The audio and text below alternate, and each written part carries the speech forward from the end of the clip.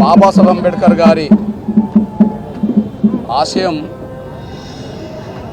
ఆ మహానీయుడు సాధించిన రిజర్వేషన్ ఫలాలు అన్ని కులాలకు దక్కాలని. డాక్టర్ బాబాసాహెబ్ అంబేద్కర్ జన్మదినోత్సవమైన ఈరోజే ఎస్సీ రిజర్వేషన్ల వర్గీకరణ జీవో రావడం అనేది చాలా గర్వంగా ఉంది. డాక్టర్ బాబాసాహెబ్ అంబేద్కర్ రిజర్వేషన్లు సాధించిన క్రమంలో రిజర్వేషన్ ఫలాలు అన్ని కులాలకు దక్కాలని కోరుకున్నాడు. కానీ ఆ మహనీయుడు కోరుకున్నట్టుగా ఈ దేశంలో ఉండబడే 1100లకు పైగా ఉండబడే దళిత కులాలకు వారి వారి జనాభా దామాష ప్రకారం రిజర్వేషన్లు దక్కలేదు. కానీ ఈరోజు తెలంగాణ రాష్ట్రంలో ఎస్సీ రిజర్వేషన్ల వర్గీకరణకు సంబంధించి జీవో నంబర్ 33 రావడం జరిగింది. అంటే డాక్టర్ బాబాసాహెబ్ అంబేద్కర్ పుట్టిన రోజే ఇవాళ ఆయన కోరుకున్న సామాజిక న్యాయం, ఆయన కోరుకున్న దళిత వర్గాలకు అందరికీ న్యాయం జరగాలని కోరుకున్న అంశం ఈరోజే నెరవేరడం అనేది 30 ఏండ్ల పోరాటం సుదీర్ఘ కళ అవుతే ఈరోజు జీవో రావడం అనేది డాక్టర్ బాబాసాహెబ్ అంబేద్కర్ ఆశించిన ఆశయం ఆయన జన్మదినోత్సవం రోజే తెలంగాణ రాష్ట్రంలో నెరవేరడం అనేది చాలా గర్వంగా ఉంది. ఈ పోరాటంలో అసలు బాసిన అమరులు ఈ జీవో నంబర్ 33 చూసి ఎక్కడున్నా వాళ్ళ మనసు ఉప్పొంగిపోతుంటుంది. ఈ నేపథ్యంలో షెడ్యూల్ కులాల వర్గీకరణ విషయంలో సాధించినందుకు అతి త్వరలో లక్షల డప్పులతో హైదరాబాద్లో మహాప్రదర్శన చేస్తాం. ఇక రేవంత్ రెడ్డి గారి ప్రభుత్వమే తేల్చుకోవాలి మాకు పర్మిషన్ హైదరాబాద్లో ఇస్తారా ఇవ్వరా అని. ఎందుకు నేను ఈ మాట మాట్లాడుతున్నానంటే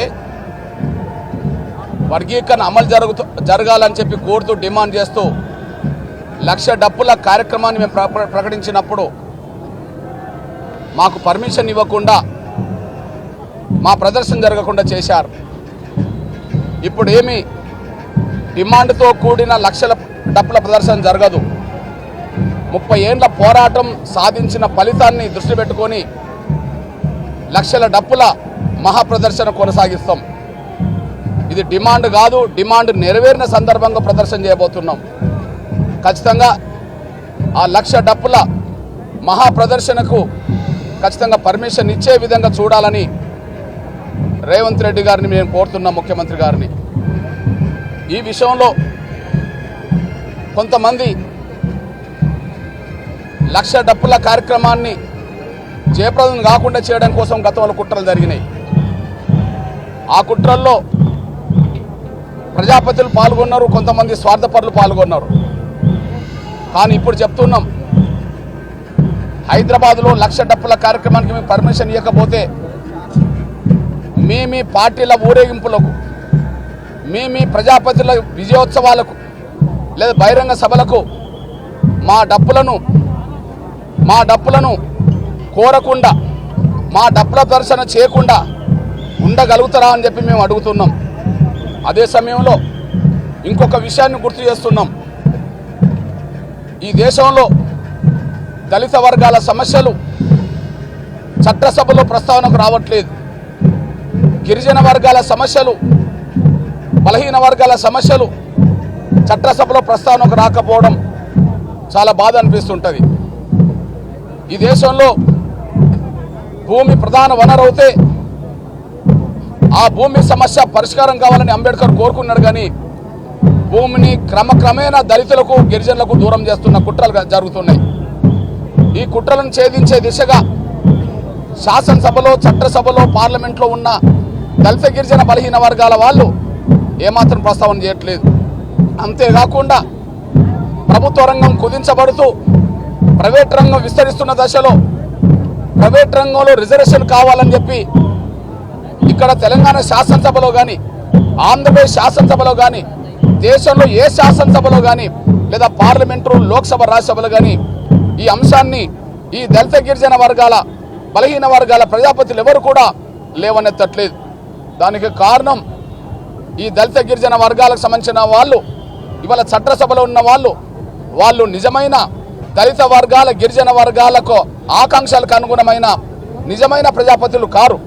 ఎందుకంటే పూనా ఉడంబడిక ద్వారా దళితులను ఎన్నుకునే స్వేచ్ఛను కోల్పోయారు, గిరిజనులు ఎన్నుకునే స్వేచ్ఛను కోల్పోయారు.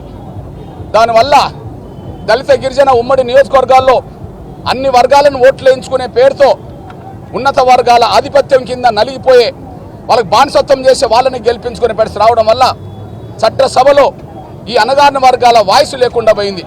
మేము అడుగుతున్నాం, ఇక్కడ ఎమ్మెల్సీ ఎన్నికలు జరుగుతుంటాయి, స్థానిక సంస్థల తరఫున ఒక ఎమ్మెల్సీని గెలిపించుకుంటారు, అందులో స్థానిక ప్రజాప్రతినిధులు మాత్రమే ఓటేస్తుంటారు. అదే సమయంలో గ్రాడ్యుయేట్ ఎన్నికలు జరుగుతుంటాయి, అందులో గ్రాడ్యుయేట్స్ మాత్రమే ఓటేస్తుంటారు. అదే సమయంలో టీచర్స్ ఎన్నికలు జరుగుతుంటాయి, ఎమ్మెల్సీ ఎన్నికలు జరుగుతుంటాయి, అందులో టీచర్స్ మాత్రమే ఓటేస్తుంటారు. అంటే వాళ్ళ ఓటు ద్వారా వాళ్ళ ప్రజాప్రతినిధులను ఎన్నుకోవడం అనేది ఒక స్పష్టత. కానీ ఇక్కడ దళిత గిరిజన వర్గాలకు రిజర్వేషన్లు ఉన్నాయి, కానీ కేవలం దళిత గిరిజన వర్గాలే వాళ్ళ ప్రజాప్రతినిధులను ఎన్నుకునే స్వేచ్ఛ లేకుండా పోయింది. అది పూనా ఉడంబడిక మా మీద రుద్దడం వల్ల మాకు స్వేచ్ఛ లేకుండా పోయింది. పూనా ఉడంబడికలో సంతకం పెట్టిన అంబేద్కరే ఆ పూనా ఉడంబడిక వల్ల నా దళిత గిరిజన వర్గాల స్వేచ్ఛ కోల్పోయిండ్రు. నా దళిత గిరిజన వర్గాలకు సంబంధించిన వాళ్ళు ప్రజాపతులుగా దళిత వర్గాల కోసమే పాటుపడే నాయకులను కోల్పోయినామని చెప్పి ఆయన బాధపడ్డ సందర్భాలు ఉన్నాయి. మేము అడుగుతున్నాం, పూనా ఉడంబడిక వల్ల మేము నష్టపోయినాం. అదే సమయంలో తెలంగాణ రాష్ట్ర ఏర్పాటు ఉద్యమంలో భాగంగా ఒక ఇంచు కూడా తెలంగాణ భూభాగం కోల్పోవన్న మనం దాదాపు భద్రాచలం పరిధిలో ఉండబడి 7 మండలాలు 200 గ్రామ పంచాయతీల ఆదివాసులను కూడా ప్రజల్ని కోల్పోయాం, ప్రాంతాన్ని కోల్పోయినాం. అట్లనే రిజర్వేషన్లు అమలు ప్రక్రియ మొదలవుతున్నప్పుడు పూనా ఉడంబడిక ద్వారా ఏ అసంతృప్తి అయితే అంబేద్కర్లో ఉన్నదో, అదే సమయంలో తెలంగాణ రాష్ట్ర ఏర్పాటు క్రమం జరుగుతున్నప్పుడు ఆదివాసీ గూడాల్లో ఏ అసంతృప్తి అయితే మమ్మలను బలవంతంగా నెట్టేసిందని చెప్పి అసంతృప్తి ఉన్నదో, ఎస్సీ వర్గీకరణ సాధించిన సంతోషం మాకున్నప్పటికీ కొంత ఆవేదన కూడా మాకున్నది. ఆవేదనకు కారణం రేవంత్ రెడ్డి గారి సర్కారే ఆవేదనకు కారణం. ఎందుకంటే గత నోటిఫికేషన్లు కూడా సుప్రీంకోర్టు జడ్జిమెంట్ రాకముందు ఆగస్టు 1 కంటే ముందు ఏ జడ్జిమెంట్కి అయితే ముందు నోటిఫికేషన్లు ఇచ్చారో ఆ నోటిఫికేషన్లు కూడా వర్గీకరణ వర్తింపజేస్తామన్న రేవంత్ రెడ్డి గారి సర్కారు ఏమాత్రం దాన్ని మాట నిలబెట్టుకోకుండా ఆయన వేలాది ఉద్యోగాలు భర్తీ చేయడం వల్ల మాకు జీవో వచ్చినట్టుగా కనిపిస్తున్నది, కానీ ఉద్యోగ నియామకాలు ఇప్పుడు లేకుండా పోయినాయి. అన్ని ఉద్యోగ నియామకాలు వర్గీకరణ జరగకముందే చేసుకున్నారు. అదే సమయంలో మరొక గ్రూప్ 1, గ్రూప్ 2 పరీక్షలు ఇప్పుడు వెంటనే జరగవు. గ్రూప్ 1, గ్రూప్ 2 పరీక్ష ఫలితాలు కూడా ప్రకటించి మాకు తీరని మా నిరుద్యోగులకు అన్యాయం చేసిన చరిత్ర కనిపిస్తున్నది.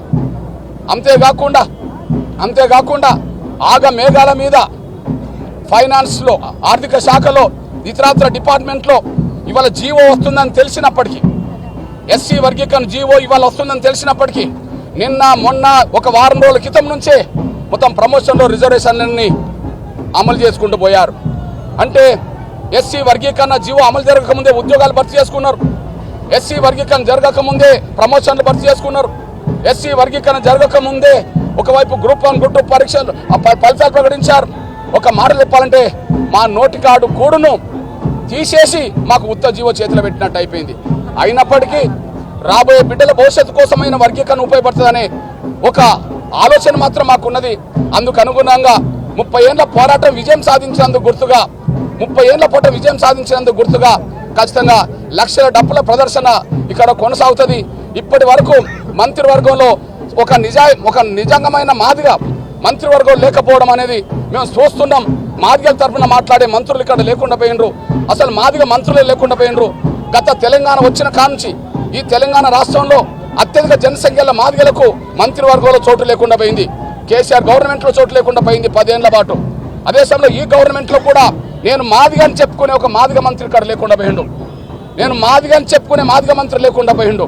కాబట్టి మాదిగలకు మంత్రివర్గంలో చోటు దక్కాలనే విషయం కూడా వెంటనే రేవంత్ రెడ్డి గారి సర్కారు గుర్తించాలని చెప్పి నేను డిమాండ్ చేస్తున్నా. ఈ విషయంలో మాదిగలు కానీ వ్యక్తులను మంత్రి పదవులకు తీసుకొని అది మాదిగల కోటలోకి చూపెట్టి మాదిగలకు ద్రోహం చేయాలనుకుంటే మాత్రం ఖచ్చితంగా రాబోయే రోజుల్లో మాదిగల తిరుగుబాటు ఖచ్చితంగా కాంగ్రెస్ ప్రభుత్వం మీద ఉంటుందనే విషయం కూడా మేము గుర్తు చేస్తున్నాం, హెచ్చరిస్తున్నాం.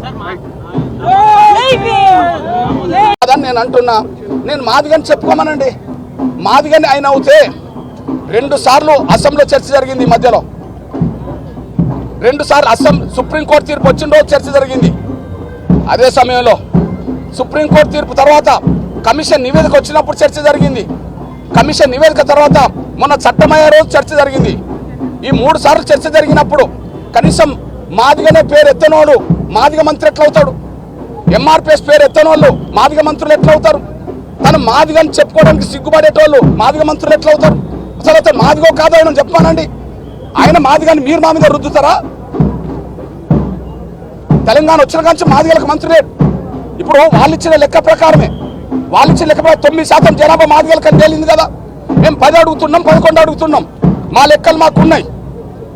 మేము 10% అడుగుతున్నాం, 11 అడుగుతున్నాం. మా లెక్కలు మాకున్నాయి. కొన్ని వాళ్ళ లెక్కే 9 ఇచ్చారు కదా. సింగిల్ క్యాస్ట్గా 9% జనాభా కులం ఈ తెలంగాణ రాష్ట్రంలో ఎవరినో చూపించండి. అతిపెద్ద జనాభా కులానికి మంత్రి ఎవరో చెప్పానండి. ఆయన మంత్రి అయితే నేను మాదిగని చెప్పానండి. ఆయన మాదిగ అయితే 30 ఏళ్ల పోరాటంలో అన్ని రాజకీయ పార్టీలు ఎంఆర్పిఎస్ గురించి అసెంబ్లీలో మాట్లాడినాయి. అన్ని పార్టీల ప్రజాపతులు ఎంఆర్పిఎస్ గురించి మాదిగల గురించి మాట్లాడినాయి. ఆయన ఎంఆర్పిఎస్ గురించి మాదిగల గురించి ఒక పేరెందుకు ఎత్తలేదో చెప్పమానండి. మా మీద రుద్దుతారా? ఎన్నేళ్ళు మాకు ప్రభుత్వాలు మాకు భాగస్వామ్యం లేకుండా చేస్తారు. ఆయన మాదిగ కాడని నేను అంటున్నా. అవునని చెప్పుకోమనండి. ధన్యవాదాలు.